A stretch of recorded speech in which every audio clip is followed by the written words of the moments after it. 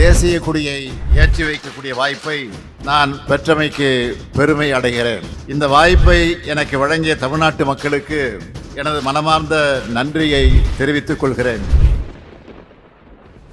நாட்டு மக்கள் அனைவருக்கும் எனது மனமார்ந்த விடுதலை நாள் நல்வாழ்த்துக்களை தெரிவிக்கும் அதே வேளையில் நாம் இன்று விடுதலை காற்றை சுவாசிக்க காரணமாய் விளங்கும் தியாகிகளை போற்றி அவர்களது உன்னத நோக்கங்கள் நிறைவேற நாளும் உழைக்க உறுதி எடுத்துக்கொள்வோம்.